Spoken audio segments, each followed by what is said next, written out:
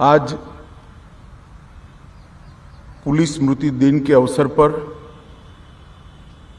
Police स्मारक पर मैं आज देश के वीर जवानों को श्रद्धांजलि देने के लिए यहाँ उपस्थित हुआ हूँ।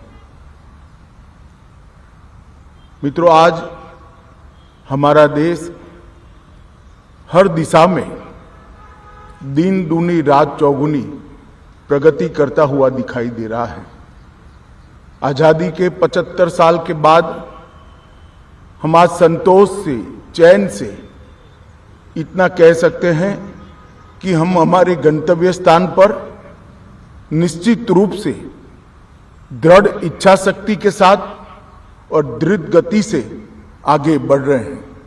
मगर ये सारी उपलब्धियां जो देश प्राप्त कर रहा है, उसकी नींव में हमारे जवानों की सर्वोच्च बलिदान है।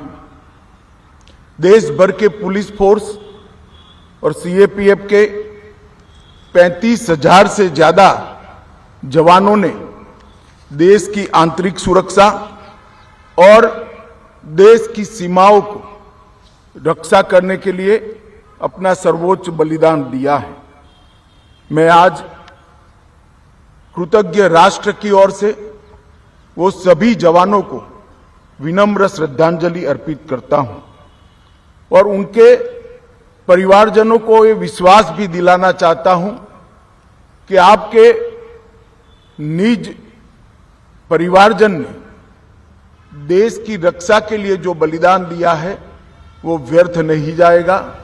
देश इसी प्रकार से विकास के रास्ते पर और सुरक्षा को सुनिश्चित करते हुए आगे बढ़ता जाएगा।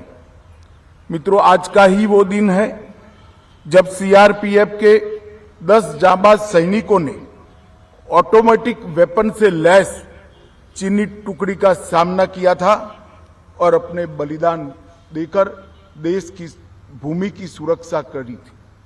और वहीं से शुरू हुई ये बलिदान की गाथा अविरत रूप से आज भी चल रही है। देश भर के पुलिस फोर्स और सीएपीएफ के जवान अपने प्राणों की परवाह करे बगैर आंतरिक सुरक्षा और देश की सीमाओं की सुरक्षा को सुनिश्चित कर रहे हैं। इसी के कारण आज देश विकास के पथ पर आगे बढ़ा है। मैं फिर से एक बार ये बलिदानी सभी जवानों को सत सत नमन कर विनम्र श्रद्धांजलि देना चाहता हूं। मित्रों, आज जब यहां पर आए हैं तब मैं इतना जरूर कहना चाहूंगा, हर इंसान का सर झुकेगा उस जवान की शहादत के मान में जो शहीद हुए हमारे देश की हिफाजत में। और इस अवसर पर मैं देश भर की जनता को भी कहना चाहता हूं कि हमारे पुलिस फोर्स देश की आंतरिक सुरक्षा को सुनिश्चित करने के लिए कठिन से कठिन जिम्मेदारियों का निर्वहन करते हैं और ड्यूटी के समय किसी भी प्रकार की गोताही करे बगैर ड्यूटी को अंजाम देते हैं।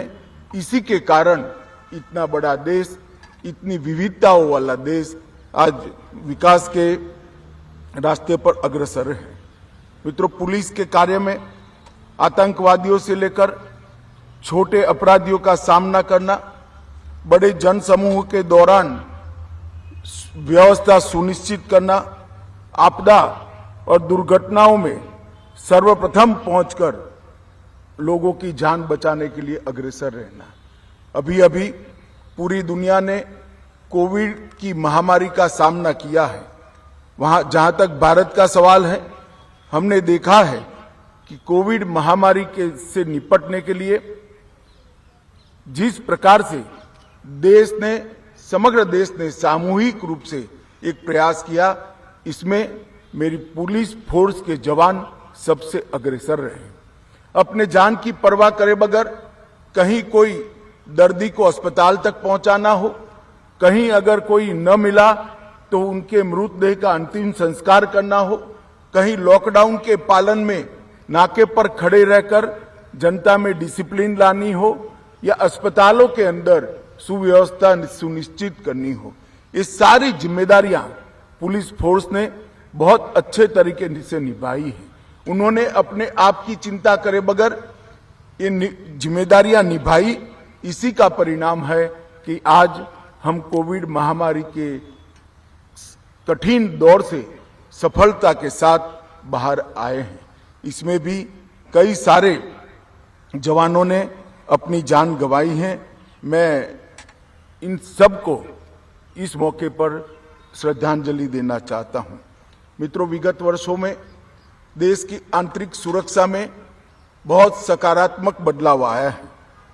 पहले एक और उत्तर पूर्व जम्मू कश्मीर और वामपंथी उग्रवाद क्षेत्र में आए दिन कई बड़ी घटनाओं के समाचार आते थे, मगर ये 8 साल में उत्तर पूर्व में कभी आर्म फोर्सेस को स्पेशल पावर दिया जाता था, वहां आज युवाओं को अपने उज्जवल भविष्य के लिए स्पेशल पावर दिया जाता है। उत्तर पूर्व में घटनाओं में 70% से ज्यादा कमी एक खुशहाल उत्तर पूर्व की द्योतक है।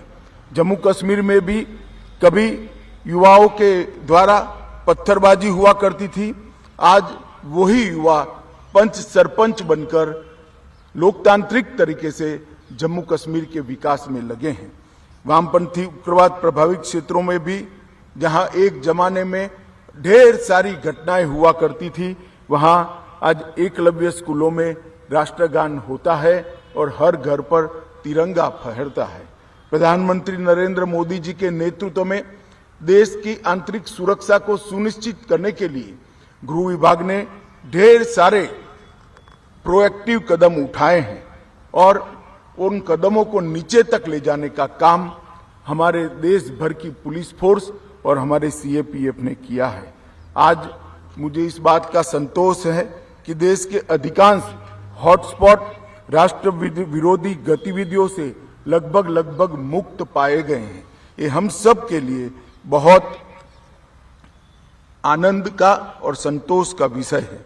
नरेंद्र मोदी सरकार सैनिक कल्याण के लिए भी प्रतिबद्ध है।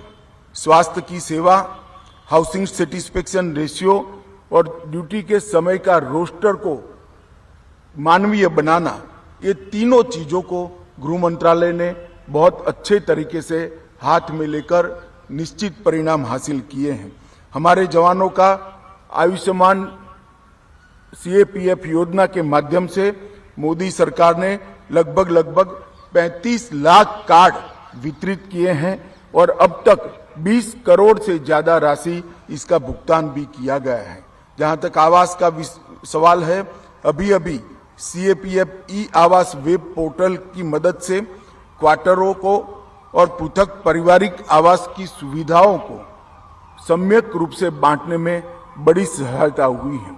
मैं आप सभी को इस बात की ओर ध्यान दिलाना चाहता हूं कि 2014 में हमारा हाउसिंग सेटिस्फेक्शन रेशियो 37% था, वर्तमान में बढ़कर 48% हो गया है। वो हम सब के लिए संतोष का विषय है।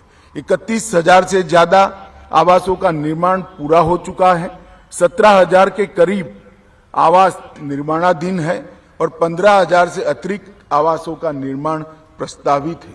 ये सब होने के बाद हमारा संतुष्टि का स्तर बढ़कर जो पहले 37% था वो बढ़कर 7% तक पहुंचेगा। नरेंद्र मोदी जी के नेतृत्व में आवास संतुष्टि दर को हमने प्राथमिकता दी है। एनसीसी के कैडेटों को रोजगार में प्रोत्साहन देकर पुलिस फोर्स में ट्रेन मैन पावर उपलब्ध हो, इसके लिए हमने ढेर सारे कदम उठाए हैं। सी सर्टिफिकेट, बी सर्टिफिकेट और ए सर्टिफिकेट के लिए 5%, 3% और 2% उनको मार्क का ग्रेस देकर आगे हम बढ़े हैं। मित्रों, मैं यहाँ लंबी बात करना नहीं चाहता। हमारे देश भर के पुलिस फोर्स और सारे सीएपीएफ के जवानों ने जो बलिदान दिया है उसके लिए मैं कुछ पंक्तियां कहना चाहता हूं। ये जो अटल चट्टान यहाँ पर पुलिस स्मारक के रूप में दिखाई पड़ती है, वो हमारे जवानों के अड़िग निर्धार और कर्तव्य के प्रति उनकी जो निष्ठा है उसकी द्योतक है। उनको उम्र थका नहीं सकती, ठोकरें गिरा नहीं सकती। अगर जिद हो जीतने की तो हार भी हरा नहीं सकती। इस वाक्य को लेकर हमारे जवान देश की सेवा में सदैव समर्पित रहते हैं। मैं देश भर की पुलिस फोर्स और सीएपीएफ के सभी जवान और उनके परिवारजनों को आज पुलिस स्मृति दिन के दिन सैल्यूट कर उनकी सेवाओं को की अनुमोदना करता हूं और मैं विश्वास दिलाना चाहता हूं कि भारत सरकार आपके और आपके परिवारजनों की सुरक्षा के लिए और सभी सुविधाओं के लिए प्रतिबद्ध है और इसी दिशा में काम करती रहेगी। वंदे मातरम।